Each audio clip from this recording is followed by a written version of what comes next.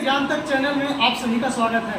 मैं हूं आपका होस्ट एंड दोस्त यशवंत कुमार और आज मैं पहुंच चुका हूं औरंगाबाद जिले का कृषि विज्ञान संस्थान जो सीरीज में है। यहां पे हम लोग मिलेंगे। आज इत्तेफाक से हम आए हैं तो पता चला कि आज वर्मी कंपोस्ट का ट्रेनिंग हो रहा है। यहाँ पे मैम बता रहे हैं तो हम आप लोग से मिलवाने जा रहे हैं यहाँ के जाने माने वैज्ञानिक डॉक्टर प्रतिभा मैम से। नमस्कार मैम, आपको कृषि ज्ञान से ज्ञान तक चैनल में आपका स्वागत है। तो थोड़ा सा वर्मी कंपोस्ट के बारे में हम जानना चाहते हैं, किसान भाइयों को इससे जानकारी देना चाहते हैं कि इससे क्या फायदा है, जनमानस में क्या फायदा पड़ेगा, क्या हम लोग केमिकल रहित यदि हम खाएंगे कि इससे यूज करके तो क्या फायदा होगा, बनाने की विधि हो सके तो यदि आपके पास समय है तो कुछ बताने का कृपा कीजिए। जी, जैसा कि देख रहे हैं कि आज के दौर में रासायनिक खेती का प्रचलन बहुत बढ़ा हुआ है और जिससे हमारी स्वास्थ्य, हमारी मृदा की स्वास्थ्य ही नहीं बल्कि हमारा स्वास्थ्य भी प्रभावित हो रहा है।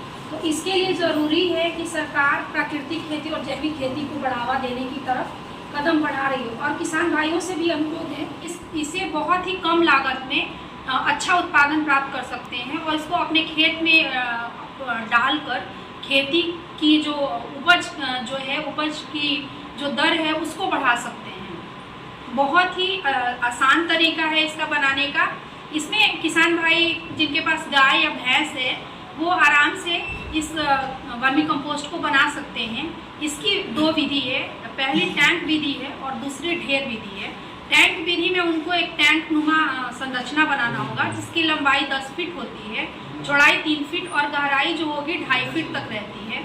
इसमें आपको सबसे पहले क्या करना है कि नीचे ईंट की सोलिंग लगा देनी है और उसके बाद हल्की परत, एक पतली सी परत आपको बालू की डाल देनी है।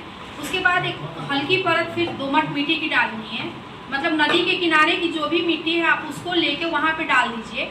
फिर मिट्टी को नमी बनाने के लिए उस पर हल्का पानी डालिए और उसके बाद जो गोबर है आपका, ये किसान भाई ध्यान रखें कि एकदम से ताज़े गोबर का प्रयोग नहीं करें।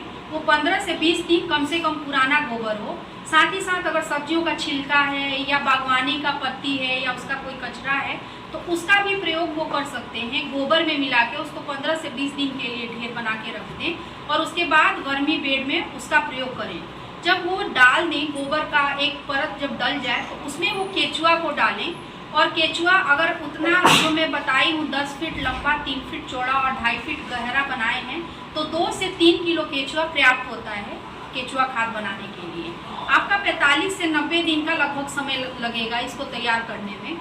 बीज आपको सब कुछ डाल के, केचुआ डाल के उसके बाद उसको जूट के बोरे से या पुआल से ढक देना है और उसकी नमी बनाए रखने के लिए उस पर नियमित सिंचाई करना है ताकि उस केचुआ जो है आराम से हवा और पानी दोनों मिल सके। उसको पानी बहुत ज़्यादा नहीं डालना है और नमी की कमी भी नहीं होनी है।